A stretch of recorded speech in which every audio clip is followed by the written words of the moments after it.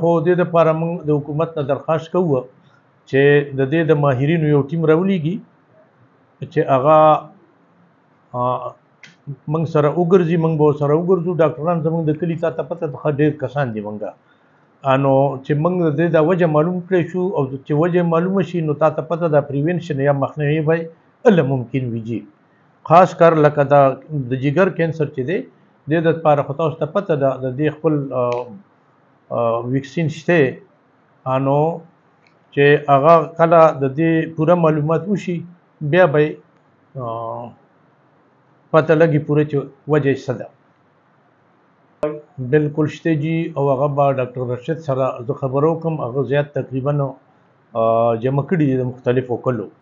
نو موږ وایو چې ګدون کې دا سټډي په منګلچای کې وشي که نه نو موږ به بیا دا درخواست کوو چې نور ګدون کې چې کوم ځای کې زیاته ده نو هغه به موږ دغه کوو،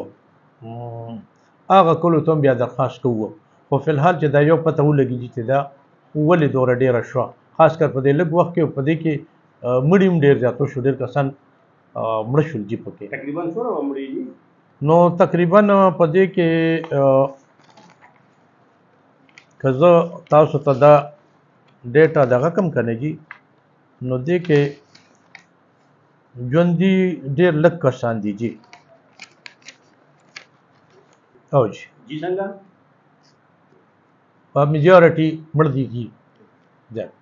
نو کینسر خو تاسو ته پته ده جي چې زیات تر اوسه هسې هم د دې وجه نه ده معلومه، خو دې کې مخکې خو زما خیال دی زموږ د اوبو مسله وه نو هغه هم حل شوې ده او اوس د مابڼ نه به بیا اوبه راتلې. اوس خو پکې خلکو ټیوبویلې ډېرې زیاتې کړلې نو عمده به سټډي غواړي چې بغیر د سټډي به د دې څه پته ونه لګېدی شي. درخواست کوو چې د دوی سره دغه وکړي، دې کې دا زیات کسان چې مړه هم شو نو دا هم د دې دغې نه چې علاج یې پوره ونه کړی شه د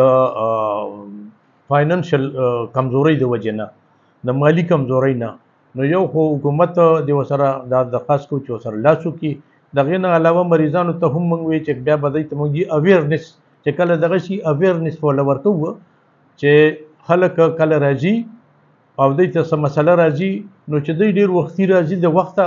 نو د دې مخنیوی به کېږي. او دا خاص کر اوس د زنانو کې دا د سینې دغه چې کوم دی که نه جي برېسټ چې کوم دی وایي برېسټ کینسر نو اوس هم زما یو خوریه دی دغه ماشومه دغه وایف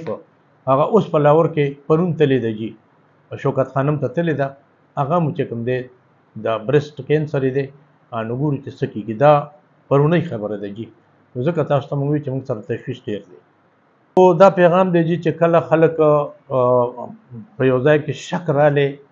لکه مثلا زنانه د سینې کې ګلټۍ ده، یو سړی دی هغه د زیړې بیا بیا راځي او یا داسې نورې کیسې چې دا شک پیدا کېږي چې یاره دا شی اوږد شه نو ښه دا ده چې دستي ډاکټر ته ورشي او د دې هغه انویسټیګیشن چې کوم دي هغه وشي چې د وخته معلوم شي نو انشاءالله تعالی چې دا به ډېر په اسانه وي. خو موږ کړي هم دي جي کیمپونه که تاسو اورېدلي نو په باده کې موږ کړی دی، زموږ په کلي منګلچای کې موږ کړی دی. د هغې نه علاوه